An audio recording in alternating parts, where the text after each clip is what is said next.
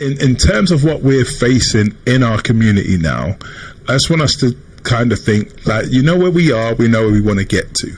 What are the first things we need to do to begin that journey to actually redressing some of the problems that Brother David just spoke about? Sister Cheryl. The family. In terms of rebuilding our family.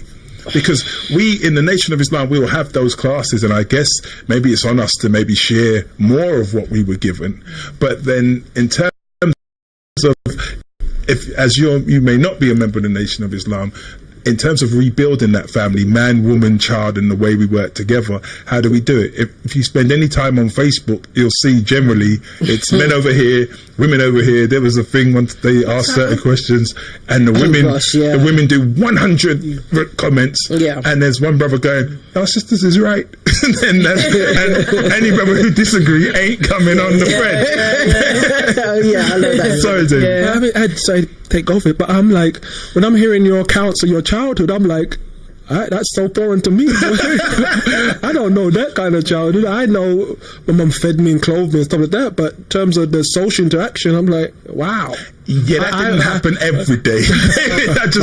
What days for me? I remember going to hearing you speak, sister, and you speak. I was like, you were my friend's mum. I would go to your homes and like, okay, wow. I like that vibe. I like something about this vibe. I like. Yes. So my friends had mothers like you. Yes. But now I go home and I get food and clothes. Wait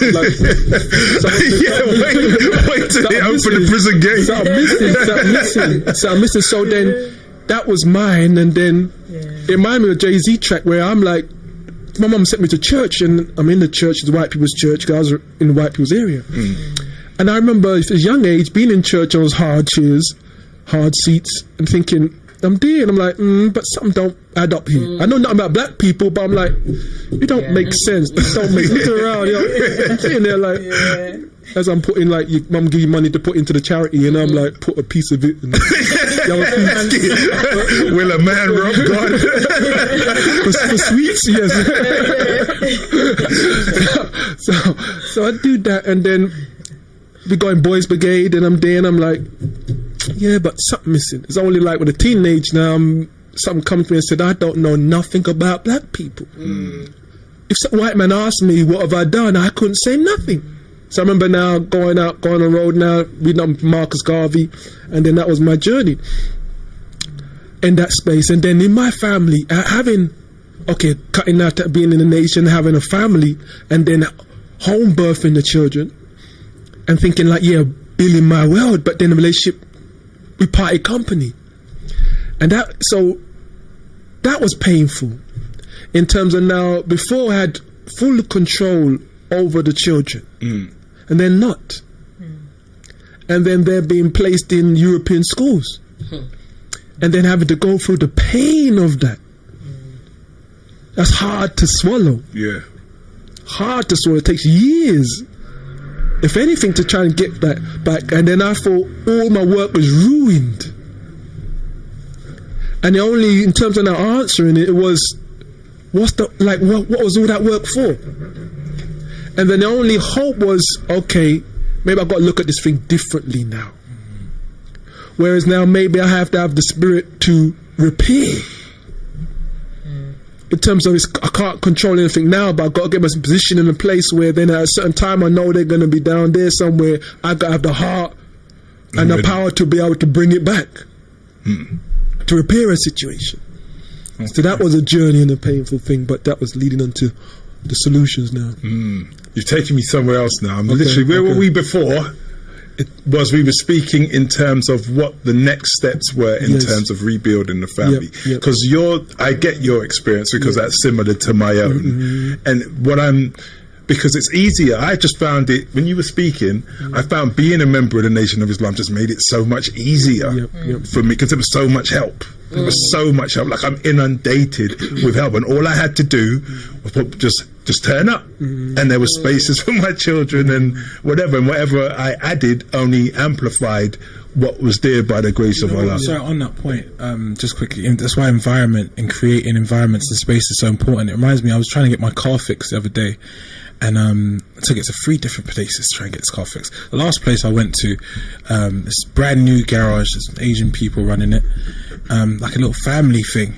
And I went in there, and I went into the mainstay of the garage, and the door, you go towards the door and it comes up like a Formula 1 garage. I'm looking around, I'm seeing this family here, and I like studying. I'm not really good with my hands, to be fair. But the way that environment, when I walked into that environment, I was like, oh, I want to fix something. Like, I want to join in.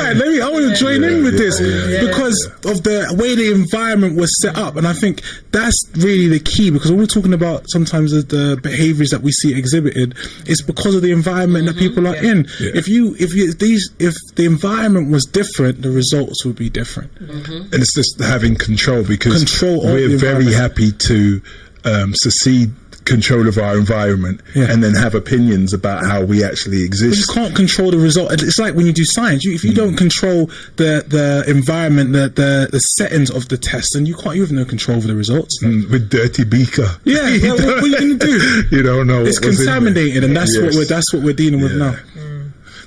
Really, and we mentioned it last week, didn't we, in terms of just like, even as men, if you can't control that environment, if you don't produce an environment to put your family in and keep your family safe, if you don't create a home, if you don't have a space for your wife and children to be in, to take care of or whatever, we don't have what's necessary in order to actually prepare for them, to make sure we can, as we said, have people around and control the influences.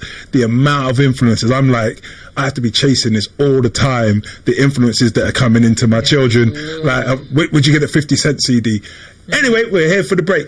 We'll be right back after these messages. Keep it locked, Amiga FM. Amiga Radio, 104.1 FM. News and views around your community. All right then, welcome back. It's the Talkback Radio Show here on Amiga FM. We had a fun break as we learned that Cheryl Phoenix is the child of Sidney Poitier and had a millionaire lifestyle. Her ghetto pass is officially revoked now. She lives the high life. Anyway, let's get back into the second half. I want to, Cheryl, stick with you and just discuss some of this stuff, because I know whenever something happens in the community, then you get the emails and the Facebook. Cheryl Phoenix is on the case. People are sending me, I believe Sister Cheryl Phoenix is on the case. Get in touch with her. So the issue took place with a young man this week who was excluded from school because of his hairstyle. He had dreadlocks, and he wasn't actually excluded, he was isolated. So he was put in a classroom to study by himself and told he had a few days to cut his locks off. Otherwise he would be excluded from school. All right, give us the backdrop and tell us what the Black Child Agenda is doing to get involved. Go ahead. We're just going to go and shut it down. Literally. Okay. Well, basically, as you said... With your silver spoon. I'm jealous. Well, basically, obviously, someone actually sent it to me from last week. This week, it's actually gone in the mainstream press. Someone sent it to me last week saying, look, have you heard about this? And I said, try and find who the parent is, because it was just not a GoFundMe, it was just basically a petition that was put out by the mum. So I saw the petition, there was no contact details, so I just left it as that for the time being until Monday someone sent it to me. So I was like, oh, really? Ooh, this is interesting. First of all, what the school, everyone's like, oh, but the school's got a policy. Did the mum not read the policy before she sent her child to the school? Yeah, I read some of that in the paper. Yeah, so first and foremost, the policy with regards to Rastafarianism didn't exist before mum sent the child to school. Mum had actually brought the child to school on several occasions. Head teacher had seen child, head teacher had met mum, shaken hands, child had started school. I've been online and actually looked at the school's policy, also their ethos, also their mission and everything else. That a lot of schools have a lot of fluff around a lot of this stuff. That they go over the Christian ethos, that, you know, they're talking about inclusivity and respecting one another's cultures and all the rest of the fluff. That's what I call it. So what's happened in this case then? Because if I'm not mistaken, as a daughter of a Rastafarian, because my dad was also on the line, like you never see about them people, and that's using the terms very, very nicely. It's probably one of the whalers, wasn't he? So he was asking the question, well, don't Rastas read the Bible? And as the mother rightly pointed out on the morning television program, in the Bible it does also state quite clearly that Jesus' hair was like wool. I loved it when she dropped that line. I was like, yes, my sister, thank you very much. Right. So even with that, first of all, their policy is actually unlawful. We can't say illegal because it's not actually a law. When it comes to education laws, either unlawful practices, the only illegalities would be where it may be coming into the criminal element, where say maybe a teacher's put their hands on a child or something of a type of nature is taking place. But aside from that, it's always unlawful. So the policy in itself, in standing, they can put it on 1,000 websites, is unlawful. We've had cases similar back in, I think it was 2009, 2011. Just help me with the thing. Unlawful and criminal, is there a difference? There generally no, because with both you can go to court based on the unlawful. Like with regards to this case, we've had several cases before with a young boy that went to St. Greg's where he had cane rows. All of a sudden he wasn't allowed to have cane rows.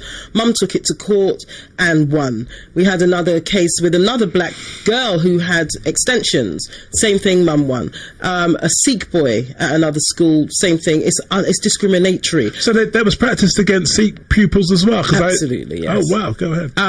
Then you've also got the case of the Human Rights Act.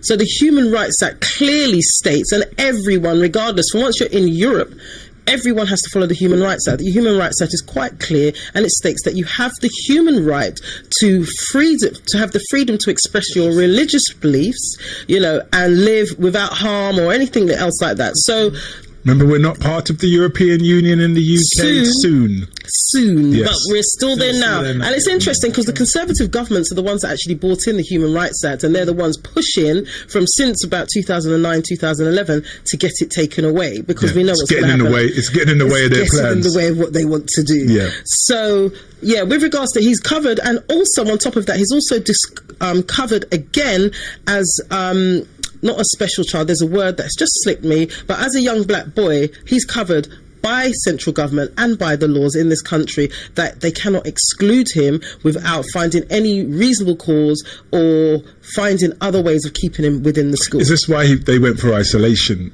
Isolation, yeah, but then you can only put a child in isolation based on their behaviour. He hasn't misbehaved. So you can't put him in isolation because he's got a religious belief that he's expressing freely in your Christian school. His Christian belief in your Christian school because of his hair. And then on top of that, his Christian belief? Because his Rastafarian belief, right, according to the mother, because she said that they're Christians, but they're not Christians. So because the Rastafarian religion is based around that, but it's having our own image and it's having our own, absolutely right. And I remembered this from being in. That's coming in handy 2 weeks on the trot. From doing my law degree, I actually remember that Rastafarianism is not considered a religion in the UK because it's not over 500 years old. So, like Christianity is though? Yeah, well... it's 2000, isn't it? Yeah. The Christianity that they practice, that they practice... 600 years now, it's, well, no, the 325 AD, Nicene Conference. Oh, the Nicaea, the First Council of Nicaea. Okay, so they gave it that. Islam is 1,400 years old, right? So they gave that religious status. Sikhism, Buddhism. But then you're saying who are they to decide what we choose to practice that we've been practicing for thousands of years? They made that a stipulation because there was a case where there was a Sikh gentleman who had a helmet. Oh, yes, I remember that case. Yes, everyone who's done a law degree knows because it's part of the thing. He had a helmet. He didn't have a helmet. He was a Sikh. He couldn't get the helmet on. So the police stopped him. He has no helmet. Then he says, well, my religious beliefs meant I couldn't get it on. And whatever happened, he was acquitted because of his religious beliefs. Then Arras comes up a few years later and relies on that as case precedent and says, well, I'm a Rasta, so I couldn't get it on. The locks was huge, so well, go on. He's actually convicted. Yeah. And I was in the classroom. I'm horrified. Like, they don't make no sense. And then they said, well, you see, it's not a religion because it's not 500 years old. And my first thing, because I just joined the Nation of Islam at this time, was, where the hell was we 500 years? You and us. Like, how dare you say we can't be our religion?